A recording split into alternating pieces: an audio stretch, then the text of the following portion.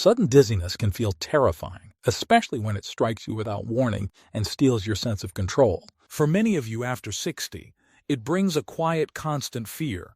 You wonder if this is the moment you might fall, faint, or embarrass yourself in front of others.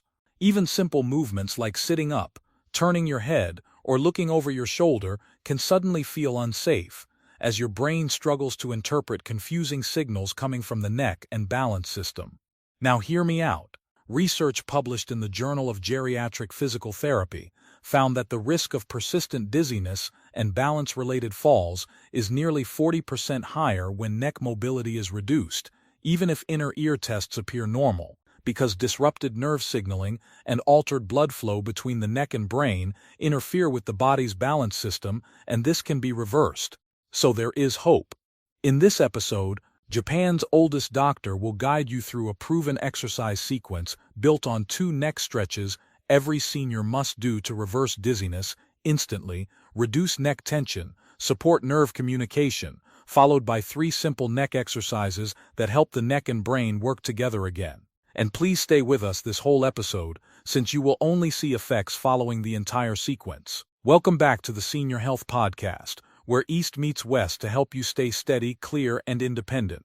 Today, we explore why neck-related nerve compression becomes more common after 60, how it quietly fuels dizziness and fear of falling, and most importantly, the specific short exercises that begin addressing it without strain. And to guide us through this is Japan's oldest physician.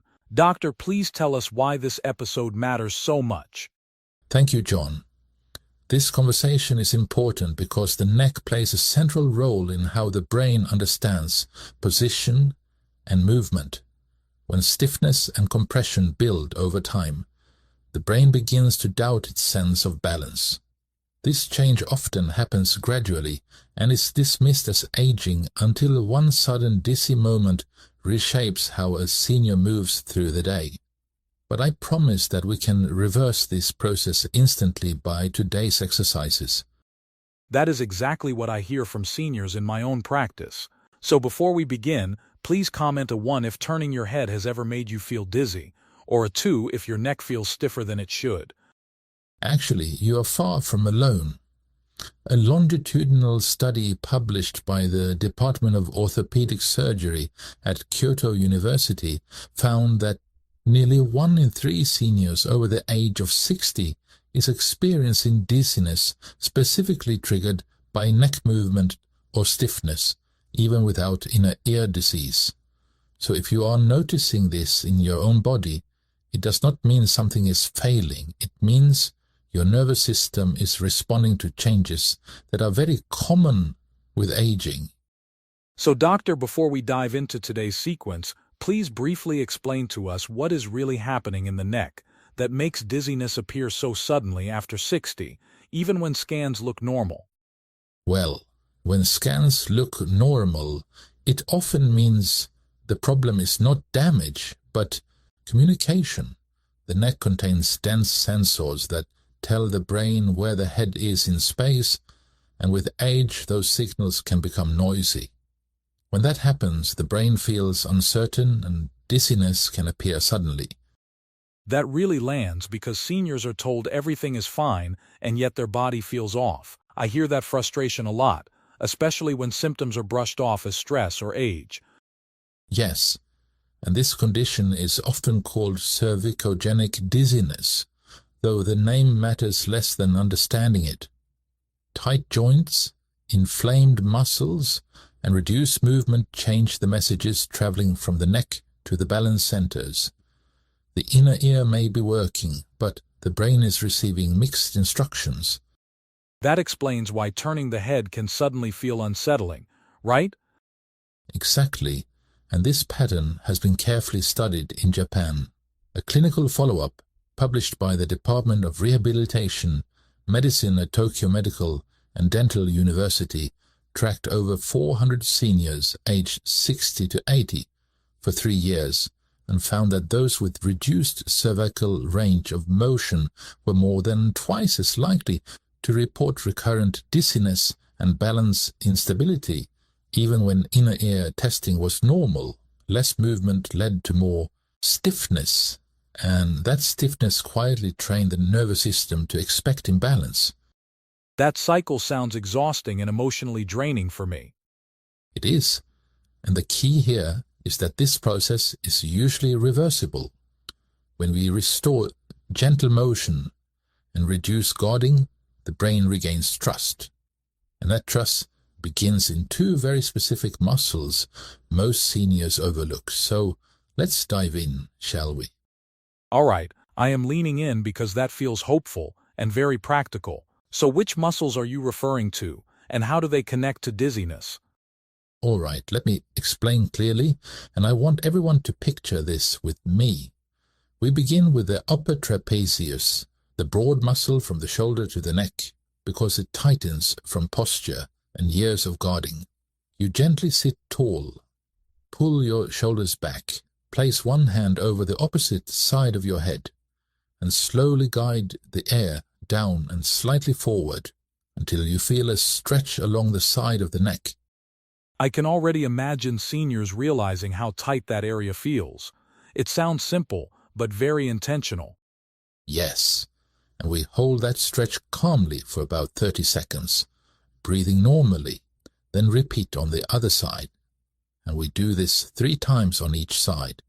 The key is never forcing the neck and letting the shoulder drop naturally instead of lifting it. This stretch alone often brings warmth and a sense of release that tells the brain it is safe to relax. I think that safety piece feels especially important for seniors dealing with dizziness. Now let's move to the sternocleidomastoid, which runs from behind the ear down toward the collarbone. You gently turn your head to one side, then slightly lift the chin until you feel the stretch along the front of the neck. If needed, you subtly adjust the angle up or down until you find the spot that feels the most tight, and you hold there without strain for about 30 seconds. That level of guidance will really help seniors feel confident doing this correctly. And I think we do both sides again, right? We do. And I want to emphasize something important here. If you feel pain in the back of the neck or joints, not a stretch in the muscle, you should stop and soften the movement. These stretches are meant to feel steady and controlled, never sharp or rushed. That reassurance alone removes a lot of fear for seniors at home. And once these two muscles begin to loosen, something interesting happens. The neck starts moving more freely, but the brain may still feel unsettled because deeper tissues are holding tension. That is where the next step of this sequence changes everything. That really catches my attention, and I feel that the next part is very important. Tell us, what are those deeper areas, and how do we work with them safely without triggering more dizziness? Well, let me explain, and I want to be very clear that here we are releasing muscles now, not stretching them. Right. Releasing and not stretching. Now, just beneath the base of the skull sit the suboccipital muscles, and they are small but extremely influential. When they stay clenched, they constantly send distorted balance signals to the brain. That clarity matters, because seniors often think tighter pressure means better results. This sounds more intentional and controlled. So how do we release them? Exactly. And the goal is release, not force. Seniors place 2 fingers just under the back of the skull, slightly off to one side, and apply gentle, steady pressure into the muscle. While holding that pressure, they slowly rotate the head side to side, allowing the muscle to soften under the fingers. That feels more like melting tension than pushing through it. How many times do we do this? We do this for 5 times at each side, John, and tenderness is here normal, but pain is not. If dizziness increases, seniors simply reduce the range or pressure. The nervous system responds best when it feels safe, not challenged. That distinction alone will help many seniors relax into the movement. Correct. Now let's move to the scalenes, which we also will release and not stretch. For this, seniors gently tilt the ear toward the shoulder, then place 2 or 3 fingers just below the bump of the ear and slowly glide downward along the muscle.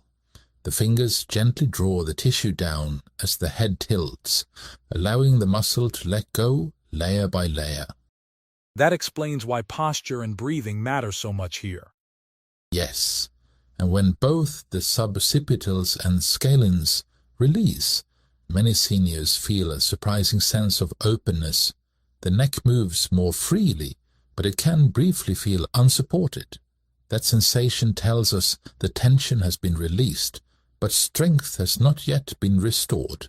And to fix that, we have a very easy exercise. That feels like a pivotal moment in the process. What exercise do you have in mind to help the neck feel stable and secure again after releasing those muscles? Well, let me explain. Once those surface and deep muscles release, the neck needs gentle guidance, not more looseness.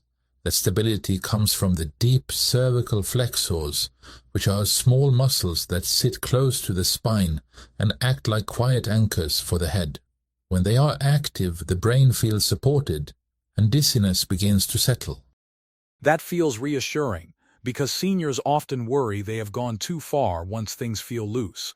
It helps to know stability can be rebuilt calmly. It is, and we do this with a simple exercise everyone can do seated. First, you take a folded pillowcase or a light band behind the head and bend the elbows at 90 degrees. All right, this looks doable for anyone. It is. Now we gently pull forward to create light resistance. From there, you tuck the chin slightly, then slowly draw the head straight back, as if lengthening the neck upward, and hold for about 5 seconds before relaxing. That visual really helps, especially the idea of length rather than force.